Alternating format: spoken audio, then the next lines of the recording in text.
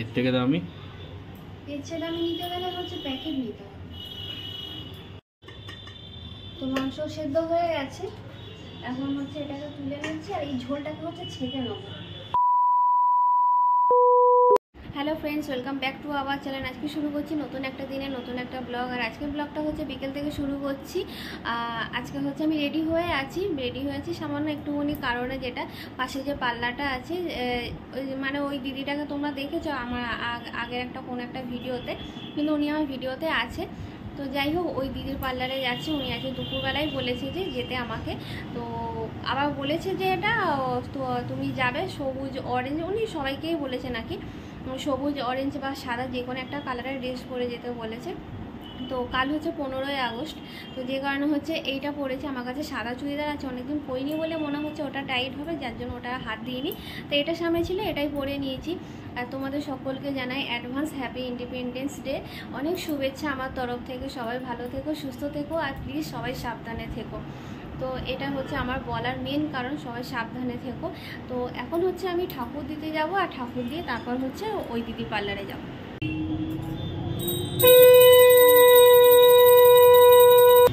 ফাঁকাই তো আছে। আছো? রেডি চলছে। তোমাকে তো চশমা ছাড়া দেখি না, আজ চশমা ছাড়া দেখছি না, কিরকম আমি একটু চিনতে পারছি। আমি তুমি তো একটুখানি চেনা লাগছে বা একটু অচেনা লাগছে। হ্যাঁ, আমি ওই যীশু খ্রিস্টকে দেখে তাই আমি জিজ্ঞাসা করলাম, কারণ ওই যীশু খ্রিস্টের গলায় মালা এখানে, তোমার গলায় ঠাকুর কোথায় এখানে? হ্যাঁ, কেন আমি ভেবেছি তুমি ঠাকুরকে পুজো দেবে। আমি প্রথমে ওইটার দোকানেই তাকিয়ে জানি যে ঠাকুরের গলায় মালা নেই, যীশু খ্রিস্টের গলায় মালা। আমাদের হচ্ছে 12 মাসে 13 পার্বণ, আর এই দিদিদের হচ্ছে মানে একটা সেলিব্রেশন করার মতো একটা দিন। আমি লাকি, আমি সব পালন করি। হ্যাঁ, আমি তো দুর্গাপূজায় বাপা বাড়ি চলে যাই, কারণ উনি তো বাঙালি, কারণ আমি তো ওখানে চলে যাই।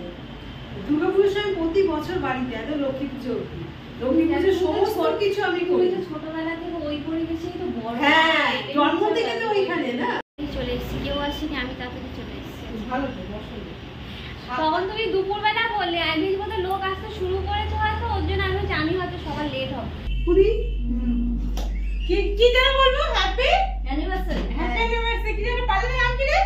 আমার নামই তুই জানিস না? হ্যাঁ, মানে happy anniversary to you. Happy anniversary তুই ক্লাস পার্লার ব্যাস অনেক হয়েছে বাবা, চলে এসছে। এখন হচ্ছে রান্না বসিয়েছি। আজকে হচ্ছে স্পেশাল রান্না হচ্ছে। স্পেশাল বলতে বলা ভুল হয়, স্পেশালও না, মানে আজকে অনেক দিন পর হচ্ছে বিরিয়ানি করছি। তো ইচ্ছা হলো, অনেকদিন ধরে ইচ্ছাটা হচ্ছিল, তো ভাবলাম যে আজকেই তাহলে করে ফেলি। আর কালকেও হচ্ছে ছুটি থাকবে, সুতরাং ভেবেছিলাম দেরি করে রান্না করবো। কিন্তু বাবা যে তাড়াতাড়ি বেরিয়ে গেছে, সকালে তেমন কিছু খাইনি, বাইরের কিছু তেমন খাওয়া নেই, মানে খেয়েছে, মানে বাইরে খাওয়া যেরকম হয় সেরকমই খেয়েছে। তো খুব খিদে পেয়েছে বাবা। মা বললো যে বাবা খাবে না করছিল অনেক মানিয়ে নিয়ে, মানে বাবা বলছে তুমি ডিম দিয়ে খাবে, আমিও ডিম দিয়ে খাই, তো আমিও বিরিয়ানি মাংস তেমন খেতে পারি না। তো যাই হোক, বাবার জন্য এখন হচ্ছে তাড়াতাড়ি একটু রান্না বসেছি, কিন্তু যা গরম তো ঘেমে গেছি। আমি এখানে জোগাড় করেও নিয়েছি, আর এখানে হচ্ছে ডিম সেদ্ধ বসিয়ে দিয়েছি। এখানে হচ্ছে মাংস 500 মতন আনা হয়েছে, আর এখানে চাল সবে ধুয়ে ভিজিয়ে রেখেছি। এখানে 600 মতন চাল আছে। ঘি দিয়ে দিয়েছি, এবার হচ্ছে সাদা তেলটা দিচ্ছি। বাটিতে হচ্ছে সাদা তেল ছিল একটু, সেদিন লুচি করা হয়েছিল, সেই তেলটা এক্সট্রা অনেকটাই রয়ে আছে, তাই ভালো এই তেলটাই দিয়ে দিই। ভালো হচ্ছে পেঁয়াজটা দিলাম। আতর লাগবে না, আতরটা আজকে দেবো না। আর হচ্ছে আজকে বেরেস্তাও করিনি, একেবারে বেরেস্তা করে আর হচ্ছে আদা ওই রসুন বাটাটা দিয়ে একবারে নেড়ে নিয়েছি, নিয়ে মশলাটা একটু কষে নিয়ে জল দিয়ে দেবো, তারপরে হচ্ছে মাংসটা চলে এসে ওকে দিয়ে খাটাবো বলতে হাতে হাতে কাজ করাবো একটু। এবার এই জলে আন্দাজ মতো নুনটা দিয়ে দিলাম, মাংসগুলো দিয়ে দেবো। জলটা ততক্ষণ গরম হোক, ততক্ষণ হচ্ছে আদাটা বেটে নেবো।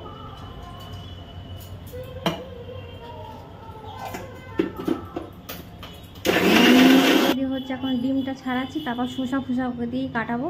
শসা লেবু টেবু সব কেটে দেবো। হ্যাঁ, স্যালাডের জন্য। এবার দিয়ে দিলাম আদা বাটা,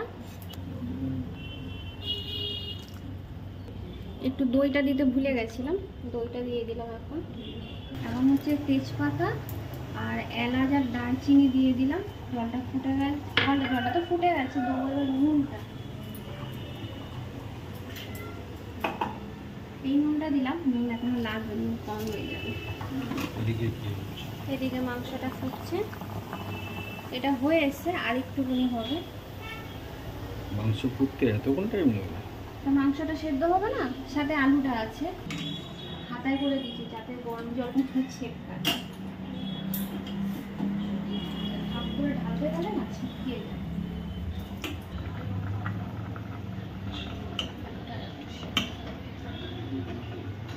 প্রেসারে করলে কি হবে?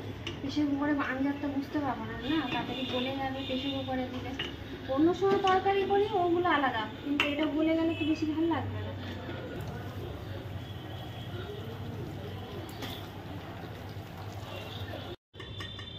তো মাংস সেদ্ধ হয়ে গেছে, এখন হচ্ছে এটাকে তুলে নিচ্ছি, আর এই ঝোলটাকে হচ্ছে ছেঁকে নেবো। ছেঁকে নিয়ে এটা উপরে দিতে হবে, তারপর হ্যাঁ ভাত ফাতটা দিয়ে তারপর এটা উপর দিয়ে দেবো। ক পিস মাংস হচ্ছে? 5 পিস। এটা 500 মাংস আছে। এটা গন্ধ বেরোচ্ছে, ভালো গন্ধ বেরোচ্ছে। খাওয়ার পরে বোঝা যাবে ভালো হয়েছে কি খারাপ হয়েছে। ভালো হলে ভালো বলবো, ভালো না হলে বলবো যে ভালো হয়নি।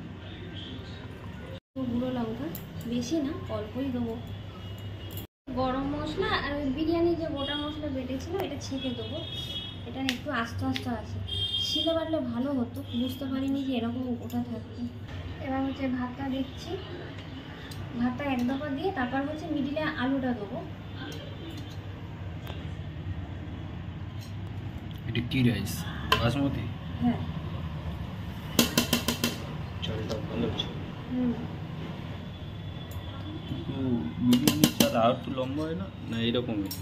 এই তো এত লম্বা। এটা কত টাকা কিলো নিয়েছে? এটা 120 টাকা।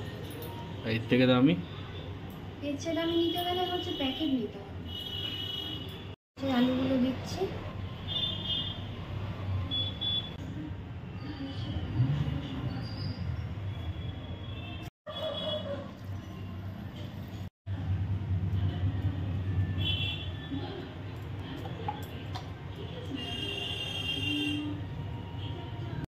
আজকে আর আটা মাখলাম না, এটা ছিল বলে তাই এটা ইউজ করে নিলাম। তাহলে আটাটা দিতে হবে না, এটা দিলে অনেকটাই সুবিধা হয়।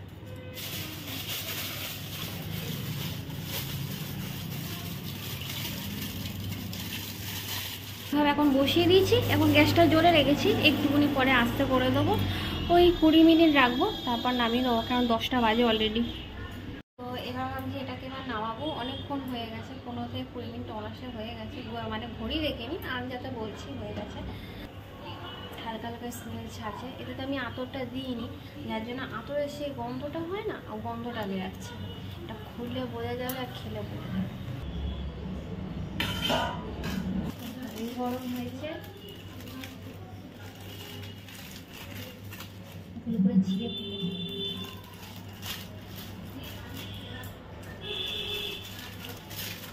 তো বাবা মায়ের জন্য একদম ওপর থেকে দিয়েছি, যেটা একদম মশলা নেই বললেই চলা যায়, একদম ওপর থেকে দিয়েছি। তোরা খাক, দেখা যাক কেমনি বলে। কেমন হয়েছে বাবা? কম মশলা একদম, তেলও নেই কিন্তু, তেল দেখতে পাচ্ছ ভাতে? একদম তেল ফেলে কিছু নেই, হাত দিয়ে খেতে পারো। হয়েছে, খাওয়ার যোগ্য হয়েছে, তেল মশলা লাগছে না তো, সিরিয়াসলি বলছি।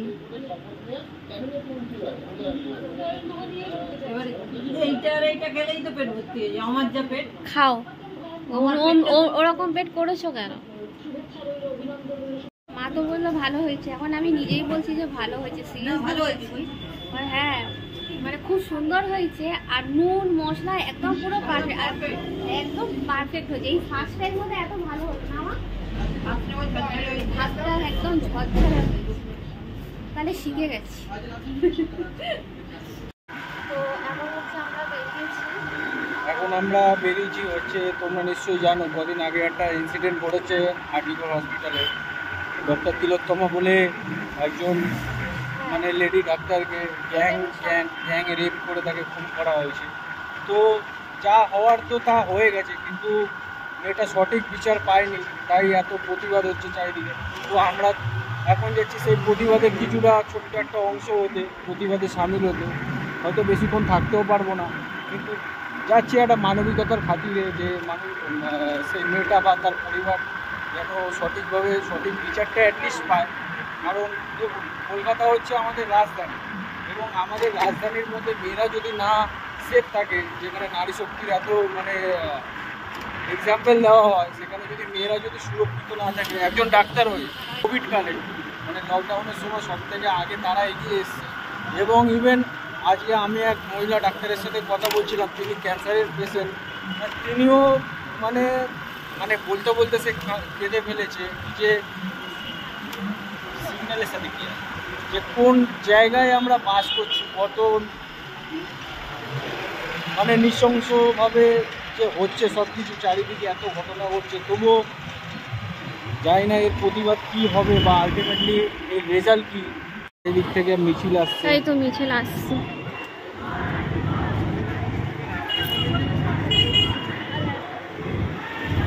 দুপার থেকে যা হচ্ছে, ওই পার থেকে হচ্ছে বড় একটা যাচ্ছে মিছিল। ইচ্ছা তো হচ্ছে হেঁটে যাওয়ার, কিন্তু এখানে গাড়ি রাখলে কতদূর যাবো জানি তো না, যার জন্য গাড়িটাও রাখতে পারছি না, যে এদের সাথে হেঁটে হেঁটে যাবো।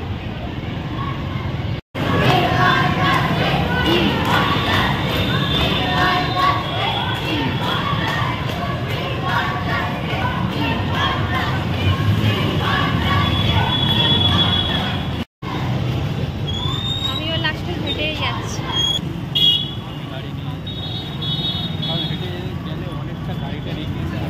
হ্যাঁ, তো এই সবে ঘরে ঢুকলাম, ফ্রেশ হলাম, ও এখনো দোকানে আছে, ওই কিছু জিনিসপত্র গোছানোর আছে, শেষের দিকে ওগুলো গোছাইনি, তাড়াহুড়ো করে বেরিয়ে গেছি। তো ও কাছ থেকে আসার পর থেকে দুজনে প্ল্যান করেছিলাম যে বেরাবো, এবার দোকানটা না বন্ধ করে বেরাতেও পারছি না, কারণ মা হচ্ছে কতক্ষণই বা জেগে থাকবে। তো একই সময় মাকে তো বস করি, আমরা বেরিয়ে পড়ি। তো যাই হোক, দোকানটাকে তাড়াতাড়ি বন্ধ করে কোনো মতে বেরিয়েছি। আর আজকে হচ্ছে এদিকে রাস্তা যা জাম, এই যে গাড়ি পুরো জাম হয়ে আছে একদম। এখনো কতক্ষণ হবে, মানে আজকে সারা দিনই এরকমই চলেছে এই রাস্তায়। টাকা ফেলেছে, যার জন্য লিখে রাখলো যাতে মিস্টেক না হয়, হিসাব থাকে, তাই তো।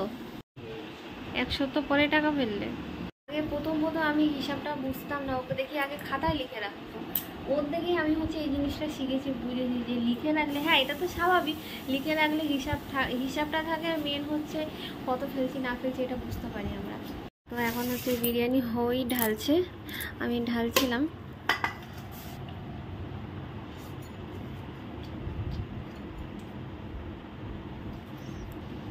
খুব ভালো, খুব সুন্দর।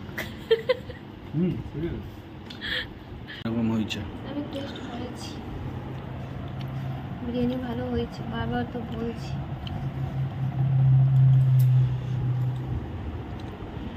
খুব ভালো, নীরজদের বাড়ির মতো হয়েছে। এটা হচ্ছে আর শুনলে খারাপ হবে কি জানি না, মানে ওই কাকিমা হাতের তো স্বাদটা অন্যরকম, কাকিমা হাতেরটাও ভালো, আর আমারটা আমার স্বাদ বুঝলেন, আমার হাতের স্বাদটা হচ্ছে একটু অন্যরকম হয়েছে, কিন্তু সেইটা বলছে খুব সুন্দর হয়েছে। নিজেরটাকে প্রশংসা করা উচিতও না। তো খাওয়া হয়ে গেছে, এবার হচ্ছে ও এখনও খাচ্ছে, ওর এখনও খাওয়া হয়নি, ওই ফোন দেখতে দেখতে খবর দেখতে দেখতে খাচ্ছে, আর এখন হচ্ছে অ্যাড দিয়েছে। তো যাই হোক, আজকে ভিডিওটা এখানেই শেষ করছি, আর ভিডিওটা বেশি বাড়াচ্ছি না, না কিছু বলছি। আর ভিডিওটা শেষ করার আগে আরও একটা কথা বলি, মানে যেটা প্রথমে বলেছি সেটা এখনও ঠিক বলতে চাই, যে সবাই সুস্থ থেকো, ভালো থেকো, সবাই সাবধানে থেকো। আর আজকের মতো গুড নাইট, টাটা।